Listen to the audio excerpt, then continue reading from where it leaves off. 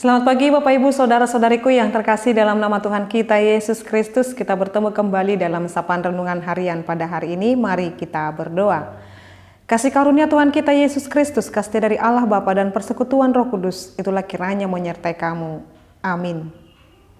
Firman Tuhan untuk kita pada hari ini Bapak Ibu Saudara-saudariku, yaitu yang tertulis dalam Injil Lukas pasal 6 ayat 37.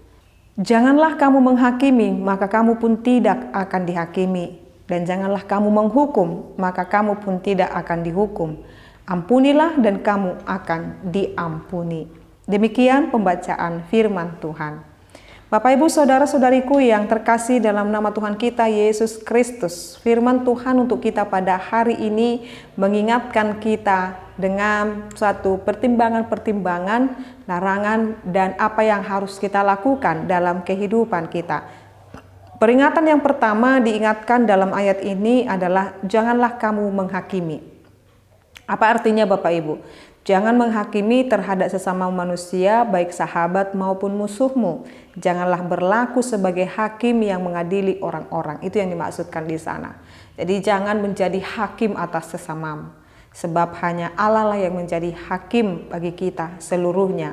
Lalu yang berikut dikatakan di sana, janganlah kamu menghukum. Apakah artinya Bapak Ibu? Artinya adalah jangan bertindak sebagai hakim yang memberi putusan bersalah dan kemudian menetapkan hukuman atau siksa.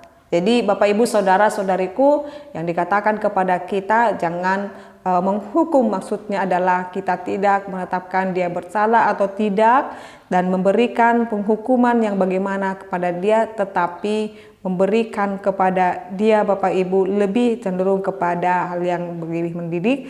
Maka dalam hal ini dikatakan jangan bertindak sebagai hakim yang memberi putusan bersalah tanda kutip dan kemudian menetapkan hukuman atau siksa kepada seseorang itu. Lalu yang ketiga dalam ayat ini diingatkan kepada kita Bapak Ibu Saudara-saudariku, ampunilah. Kata arti daripada kata ini sebenarnya adalah lepaskanlah. Seseorang seperti seorang hakim melepaskan orang yang dibebaskannya. Sebab apabila kamu murah hati, nanti kita bisa baca di ayat 36 di atas ayat ini, jadi tidak menghakimi dan tidak menghukum. Jadi bagaimana kita supaya terbebas dari menghakimi dan menghukum, jadilah menjadi pemurah hati. Mengampuni itu Bapak Ibu Saudara-saudariku. Maka kamu sendiri tidak akan dihakimi dan dihukum yakni oleh Allah.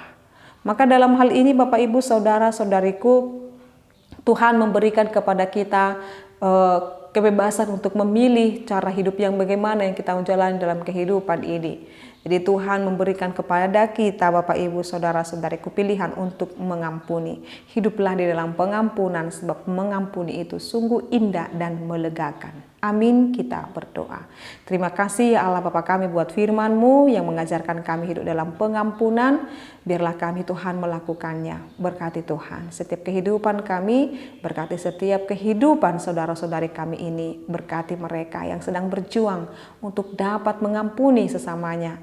Dan biarlah kami Tuhan dapat mengampuni di dalam hidup kami sebagaimana Tuhan juga telah mengampuni kami. Terima kasih Tuhan buat pengampunan yang telah Tuhan berikan dalam hidup kami sehingga kami mendapatkan kehidupan yang baru. Dalam nama Yesus Kristus dan pimpinan Roh Kudus kami berdoa dan mengucap syukur.